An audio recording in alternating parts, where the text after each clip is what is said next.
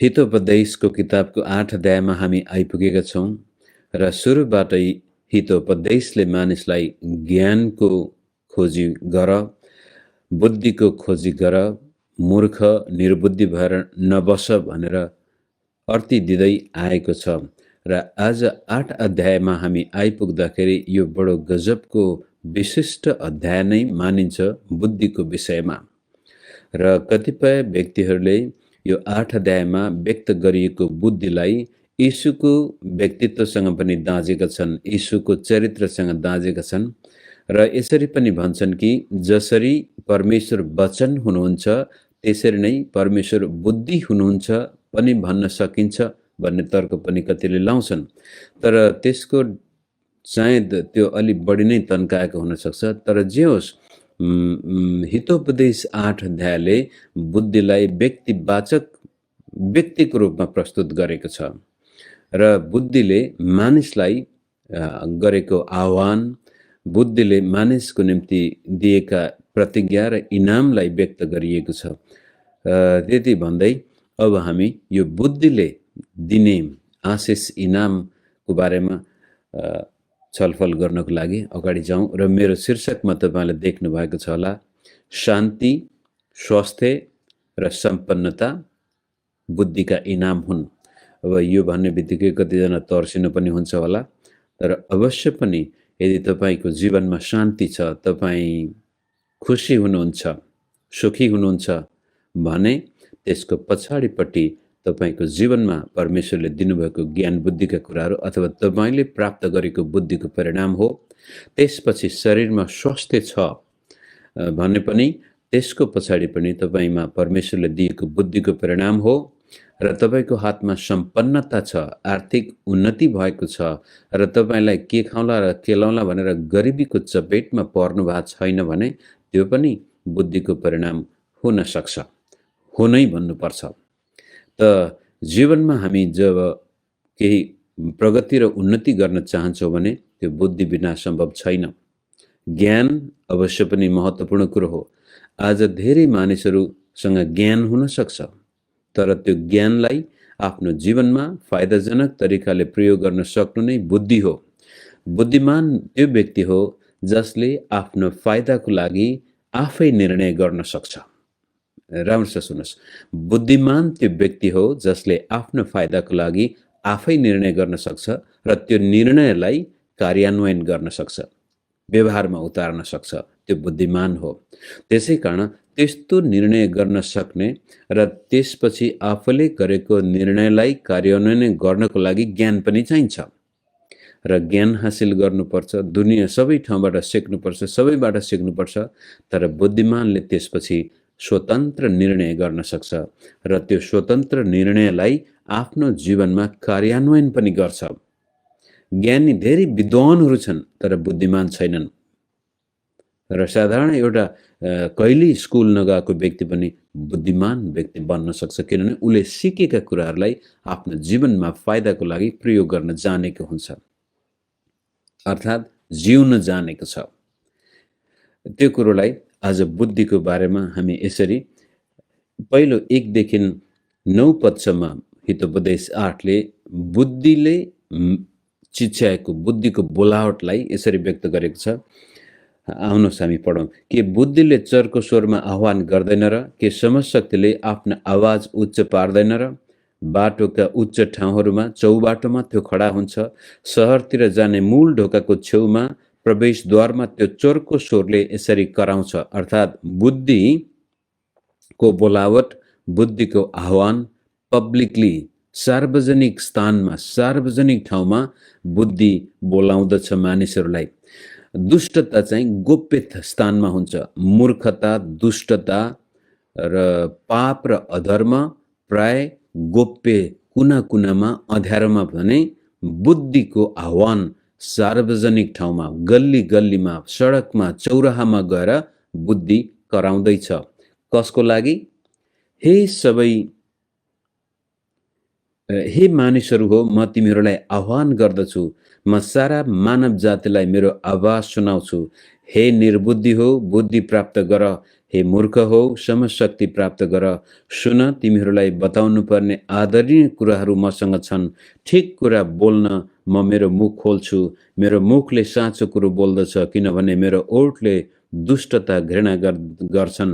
मेरो मुखका सबै वचनहरू न्यायपूर्ण छन्, तिनीहरूमध्ये कुनै पनि बाङ्गो टिङ्गो छैन। विवेकशील व्यक्तिको लागि ती सबै उचित छन्, ज्ञान हुने मानिसको निम्ति ती खोट रहित छन्। त पहिलो कुरो, बुद्धिले सार्वजनिक ठाउँमा सम्पूर्ण मानव जातिलाई बोलाइरहेको छ र त्यसमा कोही मानिस पनि छुटेको छैन। विशेष गरी हे निर्बुद्धि हो, बुद्धि प्राप्त गर। हे मूर्ख हो, समशक्ति प्राप्त गर। हितोपदेशको किताबभरि निर्बुद्धि, हिजो 7 अध्यायमा हामीले हेर्दाखेरि सोझा साधा र सोझा व्यक्तिहरू, समझरहित समझहीन व्यक्तिहरू, यिनीहरूलाई विशेष गरी बुद्धिले आह्वान गर्दैछ। भनेको मतलब बुद्धिको आवाज सार्वजनिक ठाउँमा छ र त्यसपछि बुद्धिको आह्वान बोलावट सम्पूर्ण मानव जातिको लागि छ। यो कुनै व्यक्तिलाई विशेष बुद्धि प्राप्त हुने, कुनै व्यक्तिलाई नहुने होइन। सम्पूर्ण मानव जातिले चाहेको खण्डमा बुद्धि प्राप्त गर्न सकिन्छ र बुद्धि खोज्नको लागि धेरै मेहनत र परिश्रम गर्नुपर्ने पनि छ। साधारण सार्वजनिक ठाउँमा पनि हामी ज्ञान बुद्धि प्राप्त गर्न सक्छौँ यदि हाम्रो समशक्तिले, मगजले हामीले चाहेको खण्डमा त्यस किसिमले सार्वजनिक आवाजलाई जब कानमा पुग्छ, त्यसपछि जोसुकैले पनि बुद्धि प्राप्त गर्न सक्छ। मित्र, त बुद्धि प्राप्त गर्न विद्वान नै हुनुपर्छ भनेको छैन। साधारण कुराबाट, हिजो त अस्ति हामीले कमिलाबाट पनि सिक भनेको छ। कसरी कमिला मेहनत गर्दछ, त्यस्तै किसिमले एउटा व्यक्तिले आफ्नो जीवनमा शान्ति, सुख, सम्पन्नता, सम्मान, इज्जत, स्वास्थ्य चाहन्छ भनेदेखि उसले बुद्धि प्राप्त गर्नु नै पर्नेछ। र तपाईँ र मेरो हातमा जे कुरा हामीले प्राप्त गरेका छौँ त्यो हामीमा भएको ज्ञान अनि बुद्धिको अनुपातमा नै प्राप्त गरेका हुन्छौँ। याद गर्नुहोस्, तपाईसँग जे छ त्यो बुद्धि र ज्ञानको अनुपातमा नै प्राप्त गर्नु भएको छ भने जति धेरै हामी जीवनमा शान्ति, स्वास्थ्य, सुख, सम्मान, सम्पन्नता चाहन्छौँ, त्यति धेरै हाम्रो बुद्धिको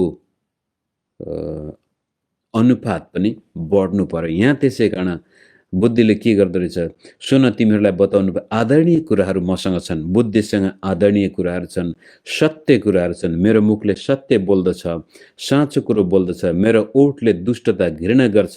मेरो मुखका सबै वचनहरू न्यायपूर्ण छन्। सत्य, न्याय र निर्विवाद, पक्षपात छैन बुद्धिसँग। जस कसैले पनि बुद्धि प्राप्त गर्न सक्छ यदि उसका कान तीखा छन्, बुद्धिको आवाज उसले सुन्छ।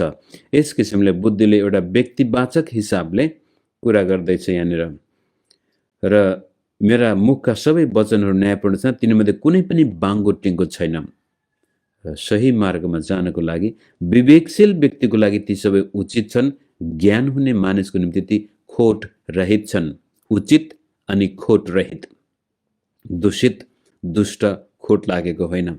यस किसिमले 1 पददेखि लिएर 9 पदसम्म बुद्धिले मानिसलाई बोलाइरहेको छ र यो बोलावट सार्वजनिक र सबै मानिसका लागि छ। कसैले पनि भन्न सक्दैन मलाई त बुद्धिले छोड्यो कि क्या हो। सुरुमै हामीले हेरिसकेका थियौँ, ज्ञानको सुरुवात परमेश्वरको भयबाट आउँछ र त्यसपछि ज्ञानको मुहान चाहिँ मानिसको हृदय हो। त कहाँबाट बुद्धिको आवाज त आयो, अब कहाँ जाने त भन्दाखेरि बुद्धि प्राप्त गर्न कहाँ जाने? परमेश्वरको भयमा जीवन जिउनुको मतलब सुसमाचार सुन्ने व्यक्तिलाई प्रभुले यसरी भन्नुभएको छ, जसले मेरा यी वचनहरू सुन्छ र पालन गर्छ त्यो बुद्धिमान मानिस हो। त्यसले आफ्नो घर चट्टानमाथि बसाउँछ। तर जसले मेरा यी वचन सुन्छ मात्रै तर पालन गर्दैन भने त्यो मूर्ख मानिस हो, जसले आफ्नो घर बालुवामाथि बनायो। अब विचार गर्नुहोस्, बुद्धिमान मानिसले परमेश्वरका वचन सुन्छ अनि पालन गर्छ र त्यसको घर चट्टानमाथि बसालिन्छ, अथवा त्यसको जीवनमा शान्ति, स्वास्थ्य, सम्पन्नता, सम्मान, सबै कुरा यो थप्दै जानुहोस्। प्राप्त गर्दछ भने जसले सुन्न त सुन्छ तर पालन गर्दैन। आह्वान त सुन्यो तर बुद्धिले देखाएको बाटोमा गएन, बुद्धिले दिएका कुराहरूलाई अवलम्बन गरेन भनेदेखि उसले आफ्नो घर बालुवामाथि बना भनेर प्रभु येशूले भन्नुभएको छ। त्यसै कारण बुद्धिको आह्वान तपाईले सुनिसकेपछि विवेकशील व्यक्ति त्यसमा लाग्दछ। र यदि तपाईँ बुद्धिको पछि लाग्नुभयो भने यहाँ हेर्नुहोस् बुद्धि कति महँगो छ, कति महत्त्वपूर्ण छ भन्ने कुरा 10 देखि 12 पद हेरौँ। चाँदीको सट्टा मेरो उपदेश, उत्तम सुनभन्दा बरु ज्ञान नै खोज, किनभने बुद्धि मणिक भन्दा बहुमूल्य हुन्छ र तैले इच्छा गरेको कुनै पनि थोक त्यससँग तुलना गर्न सकिँदैन। म बुद्धि हुँ, सावधानीसित म बसोबास गर्दछु, मसँग ज्ञान र विवेक छन्। अब तलसम्म पढ्दै जाउँला।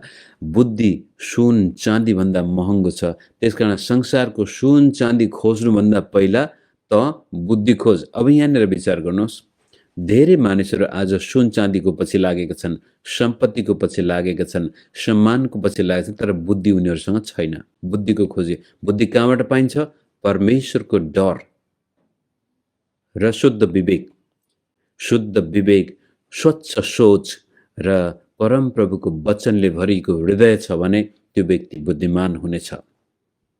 परमेश्वरका वचन सुनेर पालन गर्ने व्यक्ति बुद्धिमान हुन्छ। जब त्यो व्यक्तिसँग बुद्धि हुन्छ त्यसपछि सम्पत्ति पनि, सुन पनि, चाँदी पनि प्राप्त हुनेछन्। अथवा तैले यहाँ के भन्छ, तैले इच्छा गरेको कुनै पनि थोक त्यससँग तुलना गर्न सकिँदैन। त आज हामीसँग विभिन्न प्रकारका इच्छाहरू हुन सक्छन्। हामी केही कुरो प्राप्त गर्न चाहन्छौँ भने त्यसको पछि लाग्नुको सट्टामा पहिला चाहिँ बुद्धिको पछि लाग्नु पर्यो, ज्ञानको पछि लाग्नु पर्यो। यो बुद्धि र ज्ञान भन्ने बित्तिकै फेरि कहिलेकाहीँ लाग्न सक्छ अध्ययन र शिक्षासँग मात्र जोड्ने होइन। जीवन कसरी जिउने सोच्नु पर्यो, विचार गर्नु पर्यो। यो दिमाग चलाउनु त्यति सजिलो कुरो त होइन, यो एकदमै मेहनत गर्नुपर्छ मित्रहरू। सोच्नु एकदमै थकाइलाग्दो पनि हुन सक्छ। विशेष गरी तपाईको जुन प्रकारको पुरानो सोच छ त्यो पुरानो सोचलाई बदलेर नयाँ सोचमा जान धेरै गाह्रो हुँदो रहेछ। उदाहरणको लागि अब पुरानो सोचमा के छ भनेदेखि अहिले विशेष गरी नेपाली परिवेशमा सम्पत्ति कमाउन विदेश नै जानुपर्छ, यो हाम्रो अब चलिआएको सोच भइसक्यो। नेपाल गरिब देश हो, नेपालका नेताले पनि बोल्ने भाषा हामी त गरिब देशको, हामीलाई अनुदान दिनुहोस्। नेपालका धर्म प्रचारकहरूको बोल्ने पनि हामी त गरिब देशमा सेवा गर्दैछौँ, हामीलाई सहायता गर्नुहोस्। अनि नेपालका जनताले पनि बोल्ने भाषा हामी त गरिब देशको हो, कुनै विदेशी देख्ने बित्तिकै यसले सहायता गर्छ कि, यो हाम्रो सोच भइसकेको छ। अब सिधै भन्नुहुन्छ काठमाडौँको ठमेलमा एउटा आफ्नो देशमा खान नपाएर कुनै व्यक्तिले दक्षिणा दिएर दान दिएर नेपालमा घुम्न आएको गोरो छालाको व्यक्ति देख्ने बित्तिकै नेपालका धनाढ्यले पनि हेर्ने बित्तिकै ओहो यो कुइरोलाई त हातमा पार्न पाए केही फाइदा हुन्थ्यो कि, त्यो सोच हाम्रो भइसक्यो, पुरानो सोच। तर त्यसलाई परिवर्तन गरेर एउटा गोरो छाला भएको व्यक्तिलाई पनि ओहो यसलाई चाहिँ मद्दत गर्न पाए, यो त कस्तो भिखारी भएर आएको रहेछ नेपालमा, यसलाई सहायता गर्न सक्ने मसँग त क्षमता छ भनेर सोच्नको लागि धनी व्यक्तिले पनि सोच्न सक्दैन। किनभने हामीसँग त्यो सोच भयो, नेसनल थिङ्किङ भइसक्यो। अब नेपाली जातिको सोचै के भइदियो भनेदेखि जतिसुकै आफूसँग सम्पत्ति भए पनि गोरो छाला देख्ने बित्तिकै यसले त मलाई सहायता गर्छ होला, मैले सहायता गर्छु भन्ने सोचै आउँदैन। त्यो परिवर्तन गर्नु बुद्धिमानी हो र त्यो मेहनत गर्नुपर्छ, परिश्रम गर्नुपर्छ। त्यसपछि आफैले त्यस अब मानिलिउँ म विदेश नगएर नेपालमै कसरी सम्पत्ति प्राप्त गर्न सक्छु, म नेपालमै कसरी उन्नति हासिल गर्न सक्छु, यो सोच पहिला आउनु पर्यो। त अहिले सबै जवानहरूको विशेष गरी यो हाई स्कुल पास गर्नेहरूदेखि लिएर कलेज क्याम्पसहरू पढेर सिधाइसकेका जवानीको पनि सोच के छ भने अब विदेश जाने, तर नेपालमै बसेर नेपालमै म के गर्न सक्छु भन्ने नयाँ सोच थोरै व्यक्तिको मात्रै हुन्छ। त बुद्धिले चाहिँ दिमागलाई प्रयोग गर्दछ र निर्बुद्धिले चाहिँ परम्पराकै पछि लागिरहेको हुन्छ। परम्परा, रूढिवादी यो सबै सोच्न नचाहने व्यक्तिको जीवन जिउने शैली हुन्छ। रूढिवादी अब परम्परादेखि चल्दै आएको चलन छ, अब त्यो गर्नै पर्यो। तर बुद्धिमानले चाहिँ बिचा होइन यो किन मैले गर्नु पर्यो, यसबाट के फाइदा छ, यसले के गर्छ मेरो जीवनमा, यो किन गरिएको थियो? बुद्धिमानले त्यसपछि आफ्नो जीवनलाई सही दिशातिर लैजान सक्छ, किनभने उसले सोच्न सक्छ, त्यसको मूल्याङ्कन गर्दछ र त्यसका फाइदा र बेफाइदा पनि उसलाई थाहा हुन्छ। र जब उसको सोच्ने शक्तिले काम गर्छ, त्यसपछि उसको दायाँपट्टिको दिमाग भावनाले पनि सोचाइलाई सहायता गर्दछ। हो, तैँले जे सोचेको छस् त्यो ठिक छ। नत्र भनेदेखि यो सोच्ने दिमागलाई काम गरेन भने भावनामै हामी बगिरहेको हुन्छौँ। त्यसपछि सबै नेपालमा केही पनि छैन, केही पनि छैन, केही पनि छैन, अनि त्यसपछि विदेशतिरै जान सबैलाई मनपर्छ। कताबाट कहाँ पुगेछु? अब बुद्धिको महत्त्व कति छ, त्यो सुन चाँदी भन्दा पनि कति मूल्यवान छ। त्यसै कारण म बुद्धि हुँ, सावधानीसित म बसोबास, मसँग ज्ञान र विवेक छन्। अब त्यो बुद्धि कसरी प्राप्त गर्ने र बुद्धि प्राप्त गर्ने व्यक्तिको जीवनमा आउने इनामको बारेमा 13 पदबाट हेरौँ। परमेश्वरको भय मान्नु, दुष्टतालाई घृणा गर्नु हो। अभिमान, अहङ्कार, खराब चालचलन र भड्काउने कुराहरू म घृणा गर्छु। अब परमप्रभुको भय नै ज्ञानको सुरुवात, बुद्धिको सुरुवात हामीले भन्यौँ। अब बुद्धिमान हुनु नै दुष्टतालाई घृणा गर्नुपर्ने हो। बुद्धिमान भएर त्यतिकै खाली बस्नु भन्न कि हाम्रो मगजले हिजो अस्ति दुष्टतालाई त्यति ध्यान दिएको थिएन, तर बुद्धिमानले अब दुष्ट कुराहरू घृणा गर्छ। जसरी परमेश्वरले दुष्ट कुराहरू घृणा गर्नुहुन्छ, अहङ्कार, अभिमान, खराब चालचलन, भड्काउने कुराहरू म घृणा गर्छु भनेर बुद्धिले भन्दछ भने, यदि तपाईँमा पनि दुष्ट कुराहरू देख्ने बित्तिकै दुष्ट कुराप्रति आकर्षित हुनुको सट्टामा विकर्षित हुनुहुन्छ, त्यो देख्ने बित्तिकै तपाईँलाई रिस उठ्छ, यो अनैतिक अत्याचार, भ्रष्टाचार देख्ने बित्तिकै तपाईँलाई पनि मन पर्न छोड्छ भनेदेखि तपाईँ बुद्धिमानको बाटोमा जाँदै हुनुहुन्छ। सरसल्लाह र उचित फैसला मबाटै हुन्छन्। मसँग समशक्ति र सामर्थ्य छन्। बुद्धिको इनाम हेर्नुहोस् है मित्रहरू। मद्वारा नै राजाहरू राज्य गर्छन् र शासकहरू उचित कानुन बनाउँछन्। बुद्धिमान राजा, बुद्धिमान शासकहरूले आफ्नो जनता, आफ्नो देशको उत्तम सेवा गर्दछन्। मद्वारा नै राजकुमारहरू राज्य व्यवस्था चलाउँछन् र सबै उच्च अख्तियारवालाहरू पृथ्वीभरि शासन गर्दछन्। बुद्धिमान राजा, बुद्धिमान शासकले आफ्नो जनताको सेवा गरेको कारण उनीहरूलाई लामो समयसम्म आफ्नो शासक बनाइराख्न चाहन्छन्। तर दुष्ट राजाहरू, मूर्ख राजाहरू, दुष्ट शासकहरू, मूर्ख शासकहरू, भ्रष्टाचारीहरू, अत्याचारीहरू शक्तिको बलमा केही समय उनीहरूले शासन गरे पनि उनीहरूको अन्त्य बडो दयनीय हुन्छ। मलाई प्रेम गर्नेहरूलाई म प्रेम गर्छु, मलाई खोज्नेहरूले मलाई भेटाउँछन्। बुद्धि जस कसैले पनि भेटाउनु, जुनसुकै व्यक्ति पनि बुद्धिमान बन्न सक्छ यदि ऊ सोच्न थाल्छ, घोरिन थाल्छ, आफ्नो विवेक दिमागलाई प्रयोग गर्न थाल्छ भने। अब बुद्धिसँग के छ? मसँग वैभव र आदर, टिक्ने धन सम्पत्ति र समृद्धि छन्। येशू ख्रीष्टमा विश्वास गर्ने मानिसको निम्ति यो संसारमा जीवन जिउन परमेश्वरले यति धेरै आशिषमय ढोकाहरू खोलिदिनु भएको छ मित्रहरू। तपाईँ बडो आनन्दले भरिएको जीवन बिताउन सक्नुहुन्छ। सुख र शान्ति तपाईँको हातमा हुन सक्छ र त्यसपछि टिक्ने धन सम्पत्ति, कहिल्यै नष्ट नहुने धन सम्पत्ति पनि बुद्धिको हातमा छ। बुद्धि नै परमप्रभुको भय मान्ने मानिसको जीवनमा आउने कुरो हो भने समृद्धि बुद्धिको हातमा छ। 19 पद, मेरो फल निखुर सुनभन्दा उत्तम छ, उच्च छ। जे म उत्पादन गर्छु त्यसले असल चाँदीलाई उछिनिदिन्छ। म धार्मिकताको बाटो र न्यायको मार्गमा हिँड्छु। जहाँको शासक बुद्धिमान हुन्छ त्यो देशमा न्याय हुन्छ। कन्फ्युसियस एउटा चाइनिज विद्वान थिए, येशू ख्रीष्ट आउनुभन्दा झन्नै 400-500 वर्ष अगाडि। उनको एउटा धोको थियो, एउटा राजालाई भेट्नु, एउटा राजकुमारलाई भेट्टाएर त्यो राजकुमारलाई तालिम दिएर एउटा बुद्धिमान राजकुमार मैले बनाउन सकेको खण्डमा त्यसपछि त्यो राजकुमारले बुद्धिमानीपूर्वक एउटा आइडियल समाजको सिर्जना गर्न सक्नेछ भनेर कन्फ्युसियसको एउटा धोको जीवनभरि असल राजकुमार, बुद्धिमान राजकुमार बनाएर अनि शासन गरेर देशमा जनतामा शान्ति ल्याउनु थियो। र आज Chinese philosophy, Chinese, Japanese, Korean, यो साउथ इस्ट एसियाका देशहरूमा कन्फ्युसियसको सिद्धान्तले समाज चलेको छ। उनले बडो उत्तम समाजको सिर्जना को आशा गरेका थिए, तर त्यो उत्तम समाजलाई वास्तविक बनाउन शासकको हात धेरै ठुलो हुने गएको कारण बुद्धिमान शासक खोजेका थिए, तर पाएनन्। त्यो धोकोमै मरे उनी। यतापट्टि प्लेटो, सुक्रात, एरिस्टोटल र प्लेटो जस्ता पश्चिमा विद्वानहरूको पनि, विशेष गरी प्लेटोले एउटा किताब लेख्छ आइडियल रिपब्लिक। उसको रिपब्लिकमा के देखाएको छ भने बुद्धिमान शासक कहाँ खोजौँ, कसरी बनाऊ। किनभने शासक बुद्धिमान भयो भनेदेखि त्यसले आइडियल समाज निर्माण गर्दछ, तर मूर्ख र दुष्ट शासक भयो भने सत्यनाश आउँछ त्यहाँ। यहाँ पनि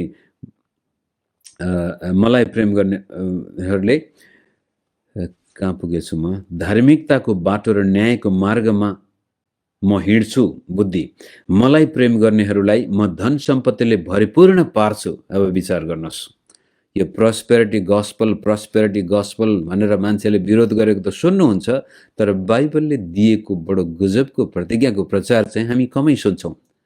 म त भन्छु बाइबल तपाईँको हातमा छ, तपाईँले ख्रीष्ट येशूलाई आफ्नो मुक्तिदाता भनी स्वीकार गर्नुभएको छ, पवित्र आत्माले भरिनु भएको छ, तपाईँका आँखा कान खोलेका छन् भनेदेखि परमेश्वरको सामनेमा कुनै कुराहरू असम्भव छैनन्। उहाँको भयमा तपाईँ हिँड्नुभयो, उहाँका ज्ञान र बुद्धिका कुराहरूको खोजी गर्नुभयो भनेदेखि परमेश्वरले तपाईँलाई आफ्नो हातको मेहनतमा गजबले आशिष दिने प्रतिज्ञा गर्नुभएको छ। र यहाँ बुद्धिले भन्छ मलाई प्रेम गर्नेहरूलाई म धन सम्पत्तिले भरिपूर्ण पार्छु र म तिनीहरूका भण्डार भरिदिनेछु। व्यवस्थाको किताबमा त डोको, डालो, आरी, पिठो मुछ्ने आरीमा समेतमा आशिष दिनेछु भनेर त्यो परमेश्वरीय आशिषलाई नजिकबाट सम्बोधन गरिएको छ 22 पदमा।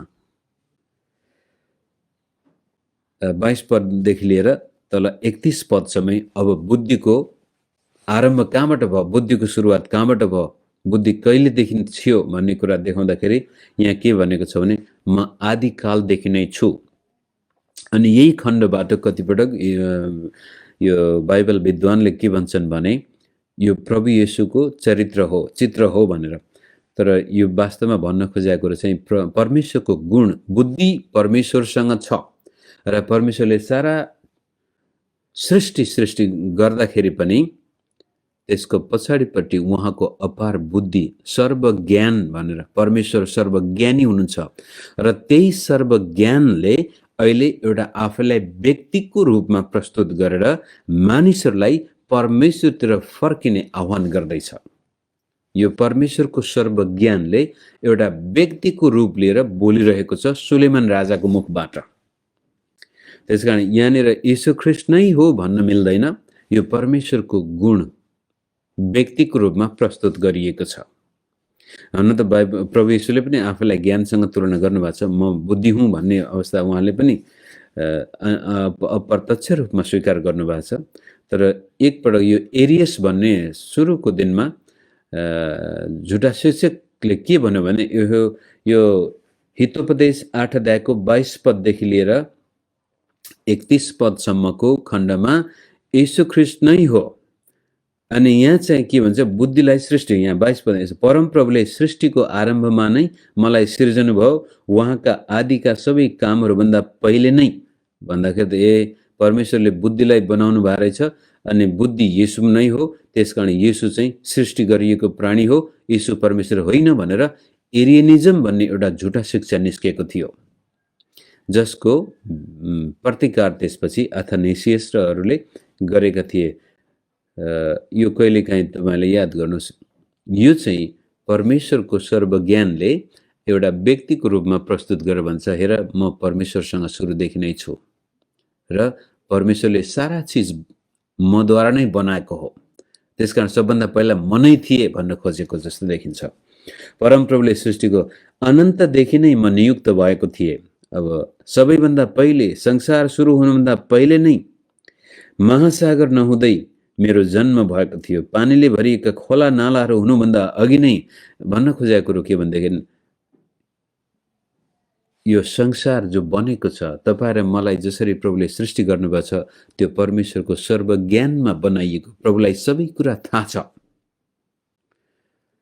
सृष्टि गर्दाखेरि त्यो सृष्टि कसरी सञ्चालन हुनुपर्ने हो, बडो गजबले प्रभुले बनाउनु। जस्तै अब तपाईँ र मेरो यो शरीरलाई विचार गर्नुहोस् न मित्रहरू, यो नसाहरूमा यति द्रुत गतिले रगत बगेको छ, तर यो हात खुम्चिँदाखेरि त्यो नसा खुम्चिँदैन। अब विचार गर्नुहोस्, तपाईँको पानीको पाइप छ, त्यो पाइपलाई तपाईँले खुम्चाइदिनुहोस् न, पानी बग्न बन्द हुन्छ।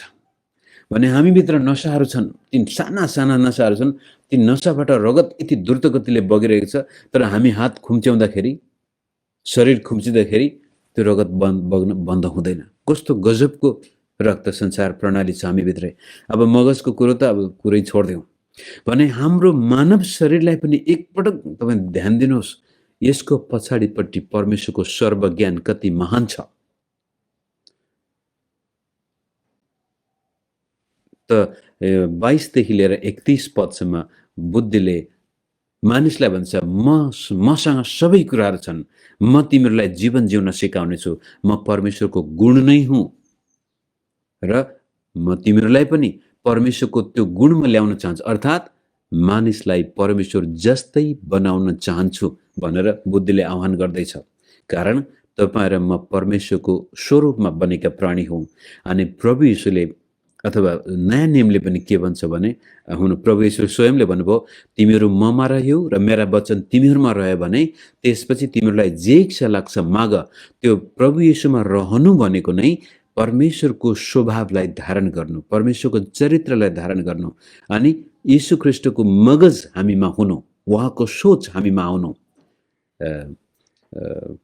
पहिलो कोरिन्थी 2 अध्यायको अन्तिम पदमा हामीसँग ख्रीष्टको मन छ। फिलिपी 2 अध्यायमा पनि त्यो मन तिमीहरूमा होस् जो ख्रीष्ट येशूमा पनि थियो। ख्रीष्ट येशूको मनलाई धारण गर।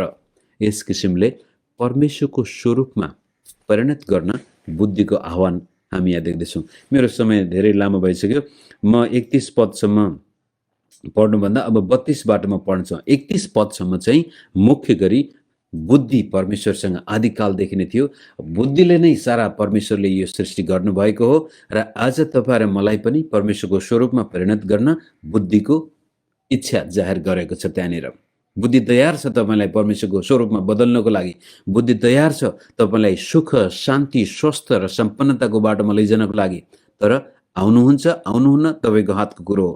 त्यही कुरो 32 पदमा यसो भन्छ, अब हे मेरो छोरा, हे मेरा छोरा हो, मेरो कुरा सुन, तिनीहरू धन्य हुन् जसले मेरा मार्गहरू अपनाउँछन्। मेरो अर्ती सुन र बुद्धिमान हौ, त्यसको अवहेलना नगर। त्यही मानिस सुखी हो। राम्रोसँग सुन, शान्ति भनेको छु मैले, शान्ति, सुख, खुसी यो एक अर्कासँग निकै मेल खाने शब्द हुन्। त्यही मानिस सुखी हो जसले मेरो वचन सुन्छ, जो दिनहुँ मेरो ढोकामा निहालेर हेर्दै मेरो ढोकानिर पर्खिरहन्छ।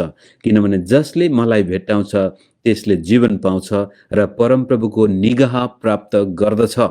तपाईँ बुद्धिमान मानिस हो। परमेश्वरको वचनको बुद्धि तपाईँसँग छ भनेदेखि तपाईँले परमेश्वरबाट निगाह, जीवन, सुख, शान्ति, सम्पन्नता, स्वास्थ्य, खुसी जब हुनुहुन्छ तपाईँको शरीर आफै चङ्गा हुनेछ।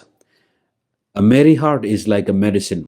खुसी, सन्तुष्ट हुने व्यक्ति शरीरमा पनि चङ्गा हुन्छ। तर मनमा बेखुसी, तितोपना, रिस, डाह, इवीले भरिएको व्यक्तिको शरीर पनि रोगले भरिएको हुन्छ। अन्तिम पद, तर जसले मलाई भेट्टाउन चुक छ, यो खतराको कुरो, जो मलाई भेट्टाउँदैन अथवा भेट्टाउन चाहँदैन, चुक छ, त्यसले आफैलाई नोक्सानी गर्छ। बुद्धिमान नहुनु, मूर्खताको बाटोमा जानु, आफैलाई नोक्सानी गर्नु। मलाई घृणा गर्नेले मृत्युसित प्रेम राख्छ। अब बुद्धिलाई तिरस्कार गर्ने व्यक्तिले मृत्युलाई प्रेम गर्छ भनेको मतलब मर्न चाहन्छ भनेको त होइन, तर अप्रत्यक्ष रूपमा उसले मृत्युलाई नै अगालिरहेको हुन्छ। त यस किसिमले आजको हितोपदेशको 8 अध्यायको सारांशमा भन्दाखेरि के भन्छु भनेदेखि, बुद्धिले हामी सबैलाई बोलाइरहेको छ सार्वजनिक रूपमा, खुला स्थानमा, र यो बुद्धिको आह्वानबाट कोही पनि वञ्चित छैन। तपाईँ कहिल्यै स्कुल जानु भएको थिएन, तपाईँ जवान हो, वृद्ध हो, स्त्री हो, पुरुष हो, जस्तोसुकै जुनसुकै धर्मावलम्बीको व्यक्ति किन नहोस्, जुनसुकै विश्वास मतान्तरको व्यक्ति किन नहोस्, बुद्धिले बोलाइरहेछ। कारण बुद्धि जब हामीसँग हुनेछ त्यसपछि हामीले चाहेका सबै कुराहरू पनि बुद्धिले लिएर आउनेछ। त्यसै कारण बुद्धिको पछि लागौँ, बुद्धिलाई प्रेम गरौँ र दुष्टता मूर्खतालाई हामी छोडेर बुद्धिमान व्यक्ति बनौँ र हाम्रो घर चट्टानमाथि बनाऊ र त्यो घरमाथि जब हुरी बतास बाढी पहिरो जेसुकै आए पनि त्यो ढल्ने छैन, त्यो रहिरहनेछ। अन्त्यमा तपाईको जीवनमा तपाईँ शान्ति चाहनुहुन्छ, स्वास्थ्य चाहनुहुन्छ र सम्पन्नता चाहनुहुन्छ भनेदेखि आफ्नो बुद्धिको स्तरलाई माथि बढाउनुहोस्, ज्ञानको स्तरलाई माथि बढाउनुहोस्। किनभनेदेखि तपाईसँग जे छ त्यो तपाईको ज्ञान बुद्धिको अनुपातमा मात्र प्राप्त गर्न सक्नुहुनेछ। किनभनेदेखि एउटा मूर्ख मान्छेलाई तपाईले प्रशस्त मात्रामा सम्पत्ति दिनुहोस् न, केही समयपछि त्यो उडेर जान्छ। भनाइ नै छ, यो संसारको सम्पत्ति धनाढ्यहरूको हातबाट तपाईले सम्पत्ति थुतेर गरिबहरूको हातमा दिइदिनु भयो भनेदेखि त्यसको 2-4 वर्षमै त्यो सम्पत्ति फर्केर फेरि धनीहरूकै हातमा जानेछ। अब याद गर्नुहोस्, मानिसहरू किन गरिब छन् र किन धनी छन्? बुद्धि। फेरि भन्छु, संसारका धनाढ्यहरूको सम्पत्ति लुटेर खोसेर संसारका गरिबहरूको हातमा दिनुभयो भने 2-4 वर्षकै, यो चाहिँ अर्थशास्त्रीहरूले समाजशास्त्रीहरूले अध्ययन गरेको भनेको कुरो हो। 2-4 वर्षभित्रै त्यो सम्पत्ति कसरी कसरी फेरि धनीहरूकै हातमा फर्केर जानेछ। त तपाईको जीवनमा टिकिरहने सम्पत्तिको लागि पनि बुद्धि चाहिन्छ,